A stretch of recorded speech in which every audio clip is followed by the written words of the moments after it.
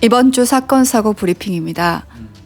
저는 요즘에 실시간 검색어로 누구 이름이 뜨잖아요. 그럼 저도 모르게 바로 검색해서 눌러봅니다. 네, 어제는 구하라 씨 이름이 네. 실시간 검색어로 뜨더라고요. 그래서 검색을 어를 눌러봤더니 네, 자택에서 숨진 채 발견이라는 얘기가 함께 기사가 떴더라고요. 그래서 네, 다 아셨을 겁니다. 구하라 씨가요 어제 극단적 선택을 했습니다.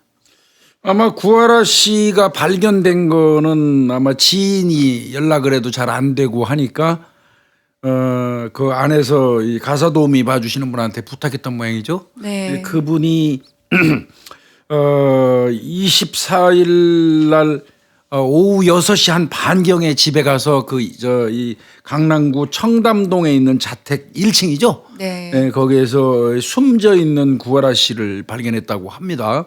네. 근데 이제 뭐 지금 현재 그 유가족이라든지 에이전시 그쪽 뭐 이런 데는 지금 심리적으로 충격을 엄청 많이 받아가지고 거의 멘붕 상태에 있겠죠. 네. 근데 이제 뭐 실제로 그러면 이게 뭐 극단적 선택이 맞느냐라는 여부들에 대해서도 말이 있는데요. 그렇죠. 아마 경찰은 지금 다른 부분에 대해서도 수사를 하겠지만 일단 메모 같은 것이 유서로 추정되는 메모 같은 네. 것이 발견이 됐던 것 같아요. 식탁에서 발견됐다고 그러죠. 네. 예. 그래서 그것이 발견이 됐고 또한 이제 뭐 다른 타인의 흔적이라든지 침입 흔적이 없고 여러 정황상으로 봤을 때 극단적 선택인 것 같다라고 하지만 여러 방면으로 수사할 예정이고 뭐 부검까지는 하지 않을 것 같은데 그건 잘 모르겠습니다. 아마 뭐 그 유족의 얘기도 좀 들어볼 수 있는 부분이 또 있겠죠.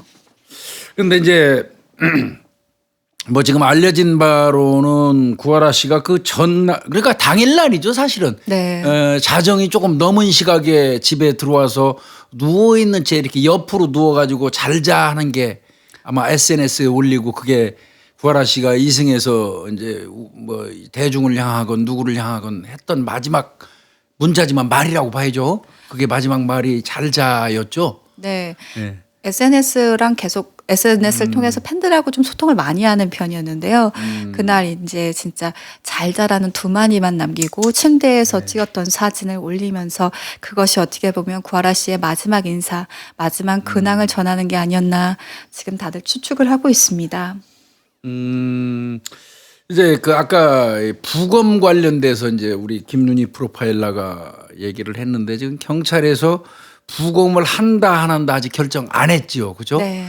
사실은 이제 이 부검이라는 거는 뭐 우리 시청자분들은 이제 거의 다 아시지만 경찰이 부검을 하는 이유는 사인을 규명하기 위해서 하는 거거든요. 그래서 구하라 씨 같은 경우에 누군가 살해를 해놓고 극단적인 선택한 걸로 위장할 수 있는 거고 또 실제로 또 부검을 해보니까 본인 스스로 극단적 선택을 한 게 드러날 수도 있고 그래서 가능하면 경찰 입장에서는 그 이 변사 사건이 발생하면 부검을 하는 쪽으로 가닥을 잡고 있어요. 네. 그런데 이제 여러분들이 이제 변사 사건 그러면 일반인들은 변사 사건 그러면 이 규정을 어떻게 하는가 하고 내가 봤더니 그냥 변사 사건 하면 길거리에서 뭐 가다가 갑자기 뭐 죽는다든지 어떤 변고에 의해서 뭐 이런 거를 이제 대표적으로 인식하더라고요. 뭐 술 취해가지고 길바닥에서 자다 죽었다. 뭐 아니면 뭐 수영하다가 물에 빠져서 죽은 거 뭐 이런 거를 변사라고 이렇게 일반적으로 생각하는 것 같은데 변사라는 거를 개념을 딱 그 법적으로 내리면 타살의 의혹이 있는 시신을 말하는 겁니다.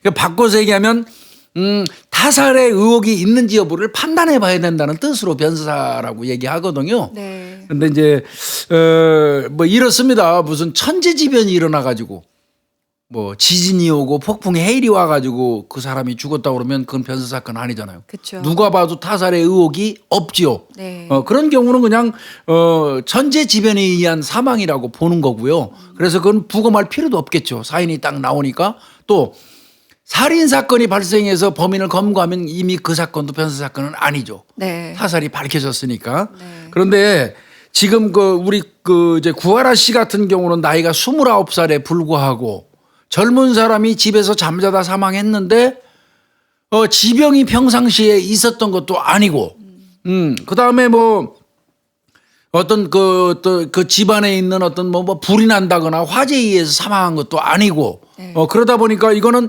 혹시 타살도 일 수도 있다. 그렇기 때문에 변사 사건 이렇게 일반적으로 얘기하는 거고요. 지금 같은 경우는 제가 볼 때는 유서 형태 유서가 명백히 발견이 됐다면 그 유서가 자필로 작성됐는지 일단 확인할 거예요. 네. 이 자필인 경우고 그게 유서가 명백하다면 사실은 본인 스스로 극단적인 선택을 했다고 볼 수 있죠. 네. 예. 실제로 필체 같은 거라든지 이거 다 확인을 해요. 그리고 지인들 사이에 참고인 불러서 그러면? 어떤 징후가 있었는지 여부에 대해서 판단을 하고요. 또 우리가 부검은 하지 않지만 검시라고 해서 그 검시관들이 나가서 1차 검안을 하게 됩니다. 그랬을 때 어떤 외력 같은 것들이 그렇죠. 있는지 여부들을 판단하기 때문에 아마 이걸 종합적으로 판단해서 최종적으로 발표할 거라는 생각이 들고요. 지금 빈소는 차려져 있는데 부탁을 했더라고요, 유족이. 가급적이면 언론이라든지 취재 같은 거는 삼가해 달라는 얘기를 했습니다. 아마 강남 성모병원 장례식장에서 1호실이라고 그러네요. 거기서 25일 오후 3시부터 27일 밤 12시까지 자정까지 이제 팬들이라든지 언론 관계자들은 그 조문이 가능하다. 이렇게 한 것 같고 아마 가족이라든지 그 지인들은 다른 그 별도의 빈소에서 조문을 하는 형태로 이제 이원화한 것 같습니다. 이렇게 하는데 진짜 이 사건 안타깝습니다. 저는 참 이거 이제 뭐 뒷북 같은 생각도 들기는 하지만 좀 구하라 씨 같은 경우는 몰라 저라면 제 가족이라면 저는 좀 특별히 관리했을 것 같아요.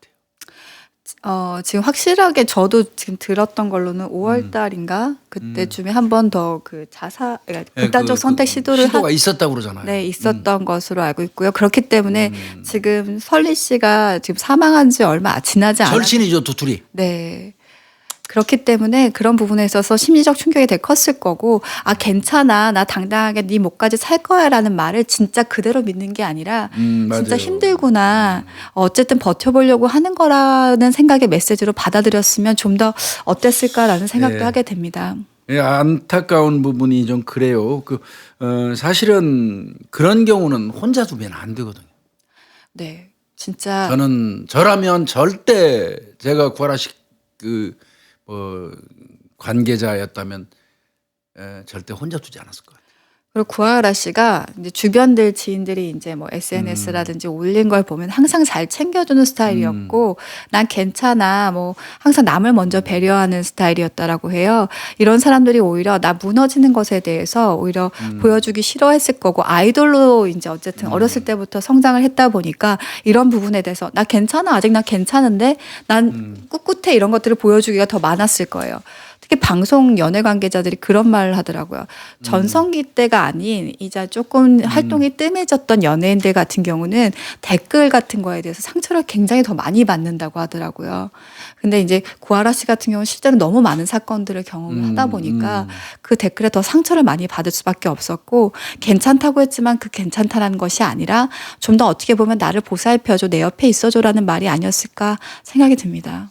이게 지금 뭐 어떤 그 일부 언론에 따르면 사망 얼마 전까지도 악플을 많이 달려갖고 엄청 시달렸다고 그래요. 네. 뭐 특히 그 안검하수 수술한 거 그거 관련돼 가지고도 뭐 엄청나게 비아냥거리는 말들이 많았고 구하라 씨가 사실은 이제 성관계 동영상 관련돼 가지고 남자친구 헤어 디자이너인가 그 사람하고 헤어지고 난 다음에 지금 그거 재판이 진행 중에 있잖아요. 네, 지금 아마 징역 1년 6개월에 아마 집행유예 3년 집행유예를 받았어요. 네, 3년을 받았던 걸로 제가 기억이 나는데요. 그래서 지금 항소심이 준비 중이었던 걸로 제가 알고 있거든요. 근데 지금 상황에서는 뭐 재판이 어떻게 진행될지에 대해서는 정확하게 알 수가 없지만 항소심이 진행 중이었었고요. 실제로 안검하수 같은 경우도 그 댓글에 그냥 사진 찍어서 올렸는데 너무 막 어떻게 이렇게 떡떡하게 성형을 한 걸 올렸느냐 막 얘기했는데 구하라 씨가 오른쪽 눈이 불편해서 한 거고 내가 아프지 않기 위해서 내 스스로 그 얘기를 한 건데 왜 나를 곱게 봐주지 않고 열심히 살려고 하는 사람을 그렇게 삐딱한 시선으로 바라보냐라는 댓글을 올렸다고 하더라고요.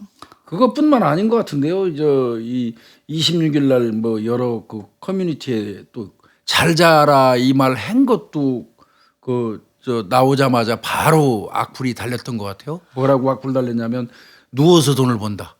아, 악플이 나오지 않게 일상 사진을 올리지 말고 조용히 살아라. 오지 뭐 이런 참 사람들 정말 이게 본인들이 툭툭 던지는 그런 그 아주 악의적인 글에 의해서 그렇지 않아도 지금 많이 깨져 있는 상태잖아요. 가슴이. 네. 구하라 씨 같은 경우는 이런 사람한테 아직 상처가 치유도 안 돼 가지고 있는 사람한테 툭툭 그 유리 조각 같은 거 던지는 거나 마찬가지예요. 구하라 씨가 지금 최근 한 2, 3년 정도 지금 엄청난 많은 일들을 한꺼번에 겪게 됐거든요. 그렇죠. 사실 카라가 이제 그 구하라 씨가 원래 있었던 그룹이 카라잖아요. 해체가 되면서 또한 어떻게 보면 그 가수 생활이 많이 이제 좀 안정이 안 될 수밖에 없는 상황이었잖아요. 근데 거기다가 이제 전 남친의 폭행 사건과 동영상 관련돼서 뭐 찍었다라는 얘기들 또 안검하수 얘기가 나오고 뭐 점점 진짜 치달았던 것 같아요. 근데 진짜 사실 따져보면 구하라 씨 입장에서는 이게 피해자였잖아요. 피해자죠. 누가 뭐래도 피해자죠. 근데 피해자가 왜 비난을 받고 욕을 먹어야 되냐고요. 그러니까 저는 가끔씩 이건 정말 이런 현상이 지금 어제 오늘 일도 아니고 지속해서 지금 일어나고 있잖아요. 네. 계속해서 일어나고 있는데 우리 잠깐 반짝 떠들고 악플이 뭐 어쩌네 이거는 뭐 처벌을 강화해야 되네 뭐 이런 얘기들 수도 없이 떠들다가 아마 이 구하라 씨 건도 이거 끝나고 나면 내일 모레 장례 치르고 끝나면 언제 또 그런 말이 있었느냐는 듯이 사라질 거예요. 그리고 또 누군가는 그 악플에 의해서 그 어떤 피해를 보는 사람들은 여전히 발생하고 있을 거고요. 많은 사람들이 그래요. SNS 댓글에 아니 되게 선플도 많은데 왜 악플에 상처를 받냐라고 얘기하는데요. 안 그래요. 사람은요.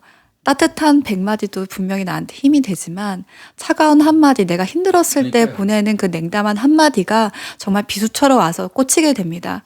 그리고 아까 뭐 유족이나 지인분들 얘기했는데 사실 죄송한 면도 있어요. 왜냐하면 왜 더 보살펴 드리지 못했냐라고 하지만 그 이제 제가 어느 프로그램을 봤는데 대부분 유가족 분들이 그 시그널을 몰랐고 나중에 이제 사망한 후에 그 시그널을 알았을 때 본인들이 그걸 왜 발견하지 못했을까에 대한 슬픔이 자책하게 되죠. 상실감도 되게 크다라고 합니다.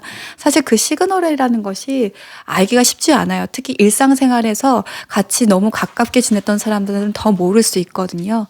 그렇기 때문에 어떻게 보면 가장 상처 주지 않는 처음부터 상처 주지 않고 처음부터 따뜻하게 보살피고 시선으로 바라보는 게 가장 필요한 것 같습니다. 아니 이 성관계 동영상 뭐 운운하고 재판하고 왔다 갔다 하고 그렇게 하다가 그래도 그게 정리가 되고 나름대로는 사실 한 여성의 입장에서 아무리 자기하고 사랑했던 사람이라고 하더라도 동영상을 찍어가지고 그걸로 위협을 하고 무릎 꿇고 사정을 하는 정도까지 갔다면 구하라 씨의 정신 상태가 온전히 있을 수가 없어요. 사람이라면. 있을 수 없어요. 나는 그 상대방 되는 사람 재판받고 집행유예 받았다고 그러는데 정말 어떤 면에서 생각하면 내가 구하라 씨 오빠 같으면 죽었어요, 나한테.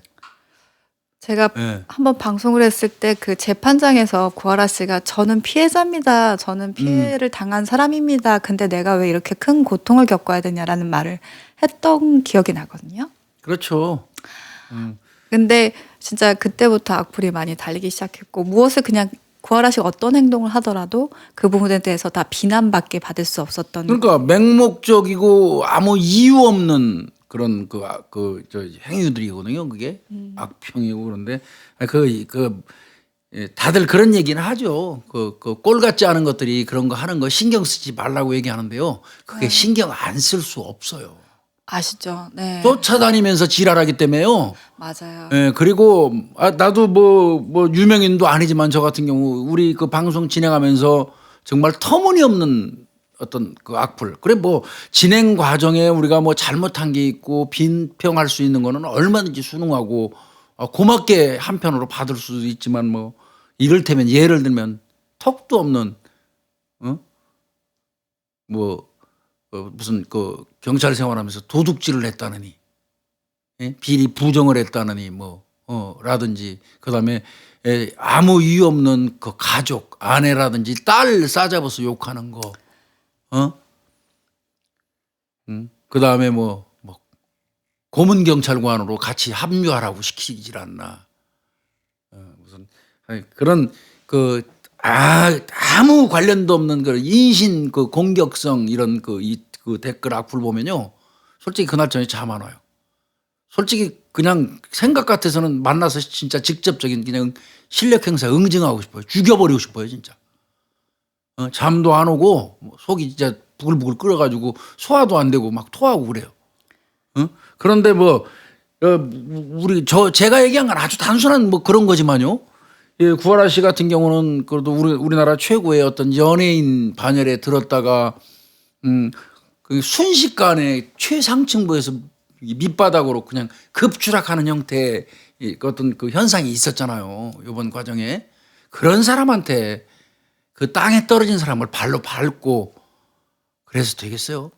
전 파파게노 효과라는 말을 사람들이 잘 모르는데 그걸 꼭 얘기하고 싶어요. 파파게노 효과가 뭐냐면요. 그 모차르트의 그 오페라를 보면 마술피리가 나와요. 마술피리에 파파게노라는 남자가 나오는데 사랑하는 여자를 잃고 나서 극단적 선택을 할 때 요정들이 와서 노래를 불러줘서 거기서 힘을 얻고 살려고 하다 보니까 자신이 사랑했던 여자도 다시 만나게 됐다. 이런 걸 얘기하는 건데요. 그러니까 파파게노 효과 같은 데서 본인이 극단적인 선택을 하려고 하는데 천사들이 와서 네. 위로해주고 했기 때문에 더 용기를 내고 잘 살았다는 거잖아요. 네. 그러니까 이렇게 어려움에 처한 사람들한테 천사처럼 다가와서 좋은 얘기해주고 용기를 네. 북돋아줘서 사람을 살게 해줘야 되는데 아주 최궁지에 몰린 사람한테 와가지고 계속.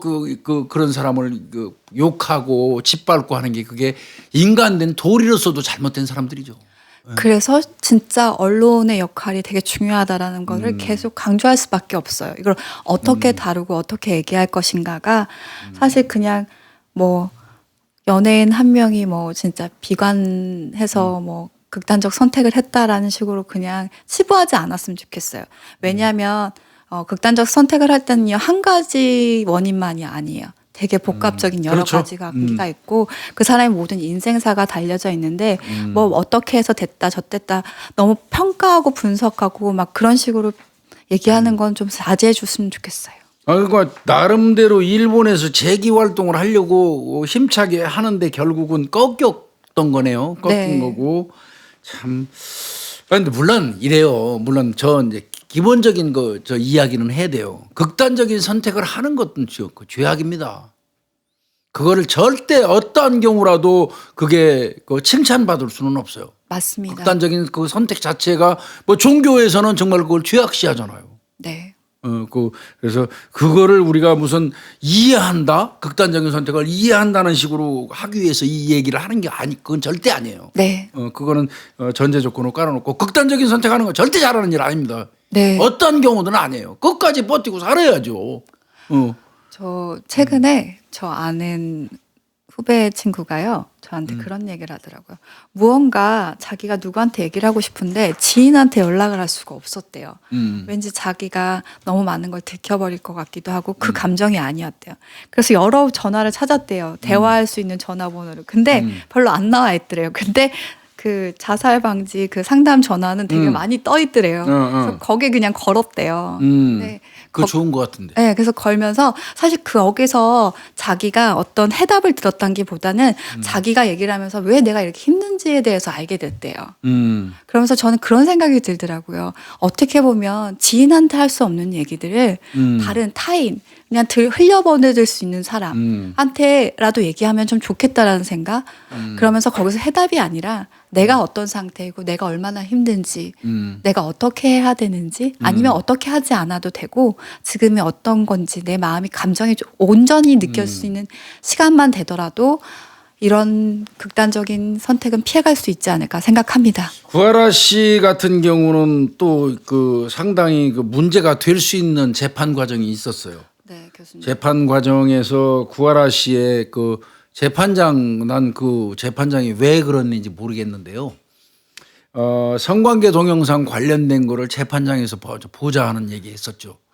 그거는 2차 가해가 아니라 그건 어떻게 보면 정신 나간 짓이거든요. 그래서 이건 변호인 측에서 2차 가해, 3차 가해 운운하면서 이제 그렇게 가지는 않았지만 이건 물론 재판장이 보기는 해야 돼요. 예. 비공개로 볼 수 있잖아요. 비공개로 보면 되잖아요. 비공개로 보면 되는데 그걸 재판정에서 봐야 되겠다 해갖고 논란이 됐던 적도 있고 아마 그런 과정을 거치면서 구하라 씨 입장에서는 어디에다 기대고 법에 이제 이 경우는 법에 기댄 거 아니에요. 어떤 면에서 보면. 그렇죠. 구하라 씨 입장에서는 법에 기댄 거예요. 법에 기댔는데 그 자기가 기댔던 그 법이 뭐 이 성관계 동영상이 진짜 강제 촬영이냐 몰래 촬영이냐 등등을 따지자고 하면서 재판장에서 보자고 더 해버리면 그거는 정말 실질적인 가해죠. 2차 가해, 3차 가해 될 수 있죠. 그래서 이런 부분도 상당히 문제가 있었고 매사 이런 사건이 발생하면 뭐 누가 잘했네 잘못했네 이런 거 얘기하게 되는데 그러다 보니까 그 와중에 이제 또 그런 말도 나오게 되는 거고요.